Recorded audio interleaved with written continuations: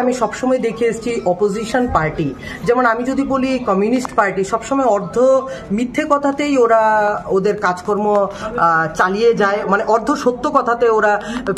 ওরা পুরোপুরি সত্য কথা বলে না। কিন্তু আমরা দেখছি যদিও কোনো ট্র্যাজিক কিছু ঘটনা যদি হয়ে থাকে সেই জায়গাতে কিন্তু আমাদের মুখ্যমন্ত্রী থেকে শুরু করে আমরাও কোনো জায়গাতে পিছনে নেই। ওই দিন সোনামুড়ার একটা ঘটনা, সেখানে কিন্তু এটা কিন্তু কোনো রকমের আমি বলতে চাইবো যে ওই জায়গাতেও কিন্তু আমরা পৌঁছেছি, হাসপাতালে পৌঁছে ওই মহিলার সাথে আমরা দেখা করেছি, আমরা ছিলাম। এবং ছোট্টখাট্টো দেখুন, একটা এত বড় রাজ্য চালাতে গেলে ছোট্টখাট্টো ঘটনা হতেই পারে, কিন্তু আমি বলতে পারবো যে কমিউনিস্টের সময়ে যেভাবে নারীদেরকে অপমান করা হতো, যেভাবে অশ্লীল ধরনের ওদের ন্যাক্কারজনক যে পরিবেশ তৈরি করা হতো, আজকে কিন্তু সরকার যদিও হয়ে থাকে, দেখুন প্রত্যেকটা মানুষকে কিন্তু প্রত্যেকটা মানুষকে দেখরেখ করে রাখাটা কিন্তু সরকারের একটা দায়িত্বের মধ্যে পড়ে। কিন্তু সেই জায়গাতে